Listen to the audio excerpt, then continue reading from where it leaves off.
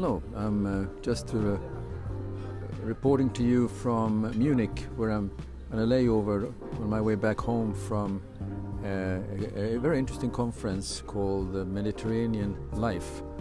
It's LIFE stands for Low Impact Investments Favor Everyone.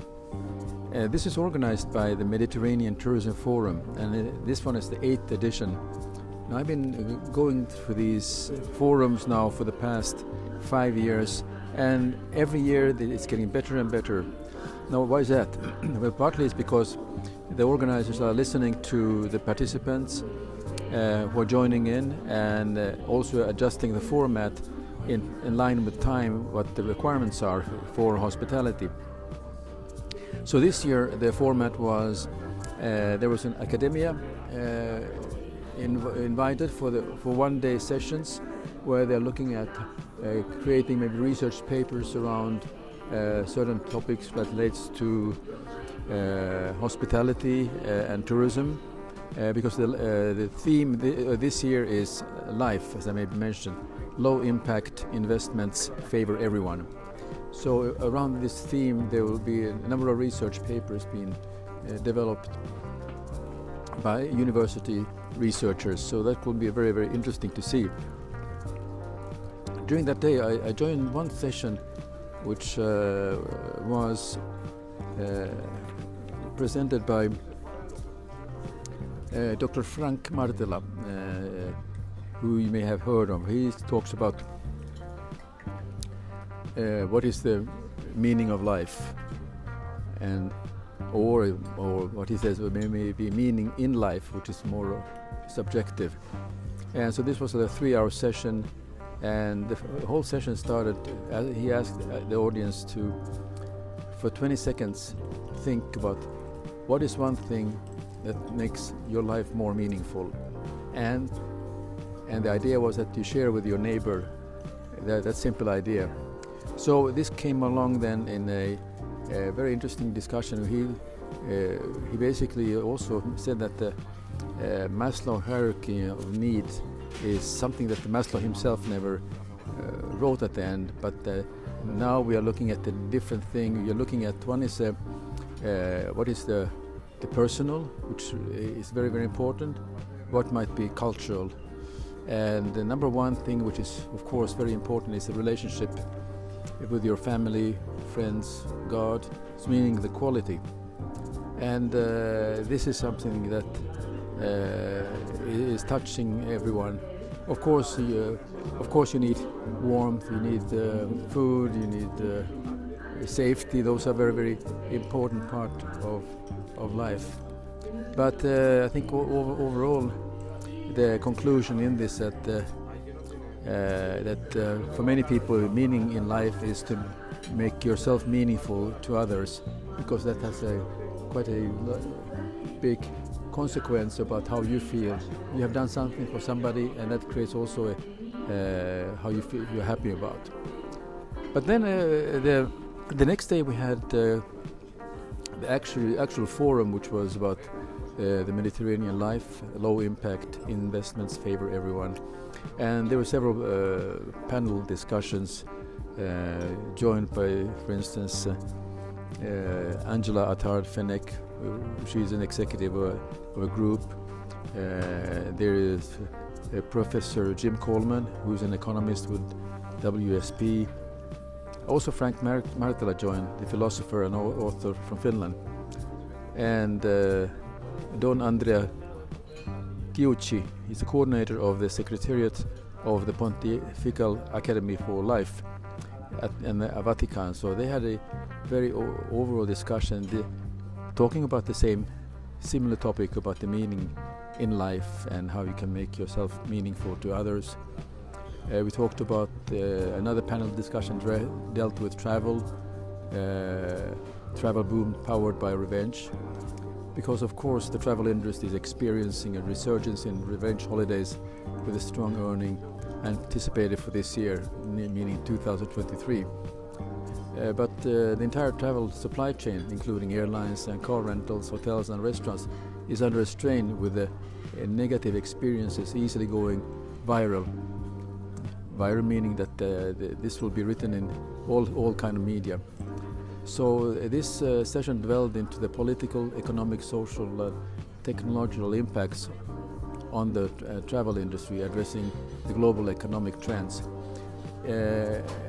I think it would be a good idea, if you are interested in these topics, to look at the Mediterranean Tourism Forum, their website, and I'm sure there'll be write-ups about what were some topics discussed during this conference. What I found also very interesting was then it was a think tank that had 10 different topics, and they had a choice of sitting around one table to discuss ideas about various topics. And so I think that was a very interesting things that I enjoyed particularly. What I was involved in was more of the sustainability setting for sustainability development for establishing a promotion of a season, niche tourism. But we also talked about the sustainability setting, the ESG, environment, social and governance requirements for the hospitality sector. And this was we have several experts there around. There was a sustainability consultants around the table. We had several in the actual hospitality industry, and of course from the finance and auditing section there were people also. So I think this was a very good discussion, and overall there were 10 different themes with 10 tables, and people were brainstorming about different topics. And at the end of this the 3-hour session, each table reported the outcome and the summary of their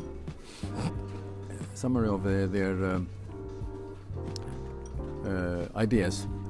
And then the final part of this whole conference was master classes. The master classes were divided one the cleaner mobility, bumpy road ahead. It talks about increasing the environmentally conscious world. Green transportation and cleaner mobility have become a really important component in our efforts to meet climate goals. So that was this was held by moderated by Steven Piazza from Zampa de Battista, head of legal in Malta, and then people who are in the transportation industry were involved in this discussion, and also some academic.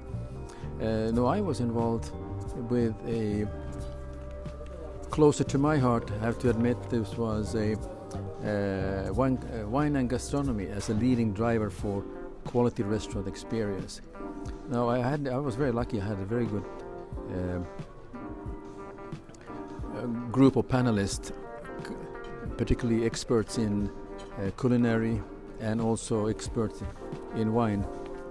And this was, I think, I learned a lot from this session. And I'll tell you why I learned. Because with the panelists we had was, for instance, Marina Selak. She's an olive oil sommelier from Croatia, and so she has been really digging herself into all the knowledge relating to olive oil, use its qualification. She does conduct a lot of workshops and what kind of olive oils are suitable for what purpose in terms of dining. And this was she discussed sort of the qualifications that you should be looking for when you are choosing olive oil. Secondly, we had Chef Ebru Baybara Demir. She's a recipient of the prestigious Basque Culinary Worldwide Prize. Well, that prize actually is not only about cooking, it's considered to be the Nobel Prize of Culinary. Now, she is a very interesting person. She lives from Turkey, in the southeast part of Turkey, and her passion is to not only for the cooking side, but also to help communities. Particularly, she's only about 40 kilometers from the Syrian border, and so you can see that a chef is also a person that can promote social dimensions of gastronomy by being an agent of transformation. So the prize that she got was because of the promoting progress or transformation in areas such as sustainability, social integration, and food education. I have a video on this which I will put up on the Social Hotelier YouTube channel. So if you're interested in this topic, so it's an 8-minute video. It's worthwhile for you to find out about how she's helping a large community of women in Syria, where they're doing farming and olive oil production, etc. I found that it was one of the best presentations I've seen. She also talks about initiatives on food cycle, meaning the rule of gastronomy in collecting, healing, and preserving the lives of people in their ancestral lands. So this is one of her mission. Then the third person was a chef, Mario Mandarik. He's from Croatia. He made Forbes 30 under 30 Europe, meaning he's 29 years old and he is in the list of 30 outstanding young professionals.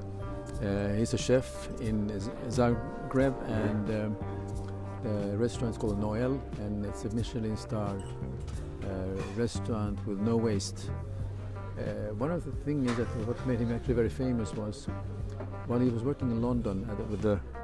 In London, he decided, he was very concerned with seeing all the waste, particularly in the restaurant Fat Duck, where he was working with. That there's a tremendous waste going